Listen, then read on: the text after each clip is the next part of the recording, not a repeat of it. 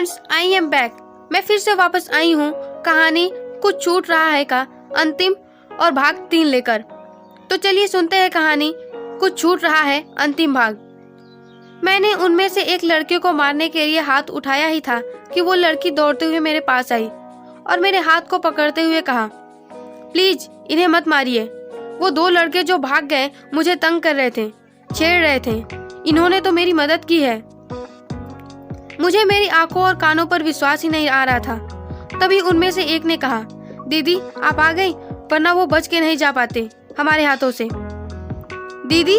मुझे आश्चर्य हुआ इस शब्द पर। मैंने कहा, दीदी कौन? तो उसने कहा, आप भले ही हमसे उम्र में छोटी हैं, पर आप हमसे ज्यादा समझदार हैं। आपने हमें सही राह दिखाया है। आज वाकई में सबकी मदद करके हमें बहुत खुशी हो रही है। आज हमारी शादी हो चुकी है और हम नौकरी करते हैं, लेकिन जब भी किसी को मुसीबत में देखते हैं तो उसकी मदद जरूर करते हैं। दीदी, बड़ी इच्छा थी कि आपसे मिलकर आपको धन्यवाद दूं। आज आप मिल गई तो ये इच्छा भी पूरी हो गई। फिर दोनों ने साथ में कहा, शुक्रिया दीदी, हमें सही रास्ता दिखाने के लिए। उस समय मेरे चेहरे पर खुशी साफ दिख रही थी। मैंने कहा, ठीक है, अब तुम दोनों जाओ, मैं इसे घर छोड़ देती हूँ। मैं रास्ते भर खुद को धन्य मानती रही इस बात के लिए कि उस दिन मैंने पलटकर पीछे देखा था। मुझे खुशी हुई कि मेरा पीछे मुड़ना व्यर्थ नहीं गया। मुझे उस दिन के जितनी खुशी कभी भी महसूस नहीं हुई, उस समय भी नहीं जब मैं क्लास में फर्स्ट आई थी। मैंने उनके जीवन के साथ साथ खुद के जीवन को भी सार्थक बना लिया। मैंने देखा तो साक्षी का चेहरा अभी भी मुरझाया था। उसने उसी मायूसी से कहा, पर मम्मी, जो लड़का मुझे छेड़ता है, ये जरूरी तो नहीं कि वो भी मेरी बातों से प्रभावित होकर सबकी मदद करना शुरू कर दे। मैंने साक्षी को गौर से देखा, फिर उसके हाथ को थोड़ा ऊपर करके उसकी उंगलियों को दिखाते हुए कहा, साक्षी, इन अंगुलियों को देखो, ये कभी बराबर नहीं होते, मगर रहते हमेशा एक ही हाथ में है। इसी तरह हर व्यक्ति अच्छा या बुरा नहीं होता, लेकिन सब रहते इसी दुनिया में है। हो सकता है कि वो तुम्हारी बातों से प्रभावित न हो, लेकिन शायद तुम जैसी लड़कियों को परेशान करना तो बंद कर देगा। साक्षी ने हिम्मत करके कहा, ओके मम्मी, मैं कोशिश करूंगी। मैंने फिर कहा, बेटी, तुम क्लास 11 में हो, बड़ी और समझदार भी हो। तुम्हें ये काम कल ही करना है बेटा। ये कहावत तो तुमने सुनी ही होगी कि नेक काम में देरी कैसी।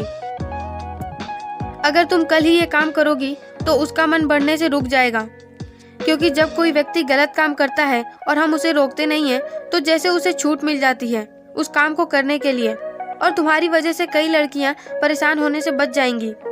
बेटा, तुम एक अच्छा काम करने जा रही हो। मैं नहीं जानती कि तुम क्या करोगी, पर जो भी करना बेहतर करना। मैं चलती हूँ, गुड नाइट। कहकर मैं उठी और जाने लगी तो मुझे लगा कि किसी ने मेरा हाथ पकड़ लिया है। पीछे मुड़ी तो देखा कि साक्षी मेरा हाथ पकड़े हुए बैठी है। उसकी आंखों में एक डर था और एक उलझन कि उसे सफलता हासिल होगी कि नहीं। ये डर मैंने पहले कभी नहीं देखा था, एग्जाम के समय भी नहीं। साक्षी ने विनती के साथ कहा, मम्मी प्लीज आज यही सो जाइए मेरे पास। मैंने भी मुस्कुराकर हामी भर दी। ठीक है। उस रात हम दोनों साथ में ही सोए। अगली सुबह जब साक्षी जाने लगी तो मैंने उसे कहा, ऑल द बेस्ट बेटा। वो चली गई। आज मैं भी 8:30 बजे ही निकल गई घर से, क्योंकि मैं साक्षी की हिम्मत देखना चाहती थी। आज मुझे ऑफिस पहुंचने में लेट भी हो जाए तो मुझे कोई परवाह नहीं थी।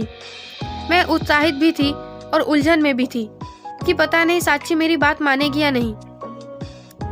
इसी उलझन में मैं आखिरकार साक्षी के स्कूल पहुंची। उसके स्कूल के अंदर जाने के लिए पहले ऑफिस से होकर जाना पड़ता है। मैं ऑफिस में गई तो प्रिंसिपल सर ने कहा, कहिए क्या काम है। मैंने तेजी से कहा, मुझे मेरी बेटी से मिलना है। उन्होंने गुस्से में कहा, देखिए, आपको आपकी बेटी से रोज रोज मिलने की परमिशन नहीं मिलेगी। कल आपने उल्टी सीधी बात की थी, आप अभी लौट जाइए। मैंने उनके मेज पर हाथ मारकर कहा, उससे मिलने से आप मुझे रोक नहीं सकते। और हाँ, मुझे ही नहीं, आपको भी कुछ कारनामा देखना है, इसलिए आपके लिए बेहतर यही होगा कि आप भी मेरे पीछे आइए। मैं आगे चलने लगी और प्रिंसिपल सर कंफ्यूज होकर मेरे पीछे चलने लगे। मैंने देखा कि वो लड़का मेरी साक्षी और अंकिता खड़े थे। मैं और प्रिंसिपल सर पास जाकर एक क्लासरूम के पीछे छुप गए। साक्षी ने कड़े आवाज में कहा, प्रॉब्लम क्या है तुम्हारी, आखिर चाहते क्या हो? उस लड़के ने कहा, अरे वाह, ये बिजली गरजती भी है। उसकी बात को पूरा करते हुए साक्षी ने कहा, गरजने के साथ करंट भी देती है। कहकर साक्षी ने एक जोरदार थप्पड़ उसके गाल पर दे मारा। प्रिंसिपल सर ने मुझे कुछ कहना चाहा तो मैंने कहा, बस चुपचाप तमाशा देखते जाइए, अपने आप समझ जाएंगे। साक्षी के थप्पड़ का उस लड़के के गाल पर निशान साफ नजर आने लगा। वो तिलमिला उठा और उसने कहा, तू अपने आप को समझती क्या है? कोई स्वर्ग की अप्सरा है क्या तू? अरे तेरे जैसी बहुत मिलेंगी, बस पैसे फेंकने की देर।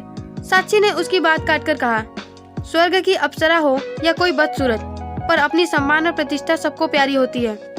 और तुम पैसे वाले घटिया इंसानों की यही तो प्रॉब्लम है, कोई भी चीज हो उसका मोल लगा देते हो। कल को जब तुम्हारी मौत तुम्हारे सिर पर मंडराएगी तो क्या उसे भी खरीद लोगे कि जब मैं चाहूंगा तभी मेरी जान लेना? ये सुनकर वो लड़का और भी ज्यादा तिलमिला उठा। उसने साक्षी को मारने के लिए हाथ उठाया ही था कि साक्षी ने उस पर थप्पड़ों की बारिश कर दी, उसे घूंसों और थप्पड़ों से घायल कर दिया। इस बीच में अंकिता ने भी उसे 2-4 थप्पड़ जड़ दिए और वो लड़का कुछ नहीं कर पाया। प्रिंसिपल सर अपने ऑफिस में चले गए तो वो लड़का उनके पास जाकर बोला, सर मुझे बचा लीजिए वरना ये मुझे मार डालेगी, प्लीज। साक्षी गुस्से में वहां पहुंची और कहा, खरीद लो अपनी जिंदगी को, बहुत घमंड है ना अपने पैसों पर। कल तो तुम्हारी वजह से एक भोली भाली मासूम सी लड़की ने अपनी पढ़ाई छोड़कर शादी कर ली। उसके सारे सपने तुमने तोड़ दिए क्योंकि तुमने उसका घर से बाहर निकलना मुश्किल कर दिया था। इस बीच में प्रिंसिपल सर ने कुछ नहीं कहा। उन्होंने अपना फोन उठाया और किसी को फोन लगाकर साक्षी को शांत रहने का इशारा किया तो साक्षी शांत हो गई। फिर उन्होंने कहा, मिस्टर ठाकुर, आपके बेटे को उसकी हरकतों की वजह से स्कूल से निकाला जा रहा है, आप जल्दी स्कूल पहुंचिए। 10 मिनट के बाद एक लंबी मूंछ और ऊंचे कंधों वाले आदमी ने ऑफिस में प्रवेश किया। प्रिंसिपल सर ने उसे बैठने का इशारा किया पर उन्होंने नजरअंदाज करके अपने बेटे की हालत देखी। फिर गुस्से में कहा, किसने की मेरे बेटे की यह हालत? साक्षी ने तुरंत पलटकर जवाब दिया, मैंने की है और अब आपका बेटा इस स्कूल से निकाला जा रहा है। प्रिंसिपल सर ने उन्हें ट्रांसफर सर्टिफिकेट देते हुए कहा, यह आपके बेटे की टीसी है और ये इस शहर के किसी भी स्कूल में नहीं पढ़ सकता क्योंकि मैंने इसका टीसी बनाया ही ऐसा है। इसका कैरेक्टर एकदम गिरा हुआ है और जैसा इसका कैरेक्टर है मैंने बिल्कुल वैसा ही लिखा है। उस आदमी ने टीसी पकड़ा तो सही मगर चिल्लाकर कहा, प्रिंसिपल तेरी हिम्मत कैसे हुई? शायद प्रिंसिपल सर को भी गुस्सा आ गया। उन्होंने चिल्लाकर कहा, चिल्लाओ मत ठाकुर, मेरा स्कूल तुम्हारे कागज के टुकड़ों पर नहीं चलता है, मेहनत और ईमानदारी से चलता है। दफा हो जाओ यहाँ से अभी के अभी, वरना मैं पुलिस बुलाऊंगा। उस ठाकुर ने अपने बेटे को साथ लिया और तेजी से बाहर निकल गया। हम दोनों अभी तक तमाशा देख रहे थे। प्रिंसिपल की तेज आवाज सुनकर लगभग सभी बच्चे आसपास आ गए थे। प्रिंसिपल सर ने खुशी के साथ माइक में अनाउंस किया, आज से मैं साक्षी को इस क्लास की ही नहीं बल्कि पूरे क्लास के बच्चों की मॉनिटर बनाता हूँ। इतना सुनकर साक्षी ने हिचकिचाते हुए कहा, पर सर मैं क्यों? सर ने समझाया, वो इसलिए कि हम आतिक सिंह, जो उस लड़के का नाम था, के हरकतों से वाकिफ थे, पर हम में हिम्मत नहीं थी कि उससे उलझ सके क्योंकि वो ठाकुर का बेटा था। पर हम तुम्हारी हिम्मत की दाद देते हैं, तुमने वो कर दिखाया जो हम नहीं कर सके। मैंने विनती स्वरूप कहा, मैं अपनी बेटी को ले जाना चाहती हूँ। प्रिंसिपल सर ने चौंक कर कहा, क्या हमेशा के लिए? मैंने तुरंत उत्तर दिया, यस सर। मेरे इस जवाब से सभी चौंक गए, खुद मैं भी। मैंने तुरंत अपना जवाब बदला, नो नो नो सर, मेरा मतलब है सिर्फ आज के लिए। मेरी बेटी ने आज जो काम किया है उसके बाद मैं उसे घुमाने ले जाना चाहती हूँ। साक्षी ने आश्चर्यचकित होकर कहा, घूमने? पर आपने तो बताया ही नहीं कि आप मुझे घूमने ले जा रही हैं। और फिर आपका ऑफिस? मैंने एक्साइटमेंट में उत्तर दिया, मैंने छुट्टी ले ली है। तभी प्रिंसिपल सर ने कहा, आप जा सकती हैं, लेकिन इसके बाद आपकी बेटी पर बहुत ज्यादा जिम्मेदारी आने वाला है। साक्षी ने पूरे विश्वास के साथ कहा, मैं ये जिम्मेदारी उठाने के लिए तैयार हूँ सर। मैंने भी कहा, सर साक्षी का साइकिल यही है, कल मैं इसे छोड़ दूंगी। तो उन्होंने कहा, ओके। मैं साक्षी के साथ बाहर आ गई। मैंने स्कूटर स्टार्ट किया तो साक्षी ने बैठने से पहले कहा, आज मैं आपकी वजह से बहुत खुश हूँ मम्मी, वाकई में कुछ छूट रहा था। मैंने कुछ नहीं कहा, बस मुस्कुरा दी। साक्षी स्कूटी पर बैठी और मेरी स्कूटी निकल पड़ी एक दूसरी दुनिया में, जिंदगी के मायने समझाने के लिए। उस दिन हम वाकई में बहुत खुश थे। कहानी खत्म। तो आपको हमारी कहानी कैसी लगी? अगर आपको हमारी कहानी पसंद आई तो इसे लाइक, शेयर और कमेंट जरूर कीजिए। हमारे चैनल को सब्सक्राइब करके घंटी का बटन प्रेस कीजिए ताकि आने वाली हर नई कहानी आप तक पहुंच सके।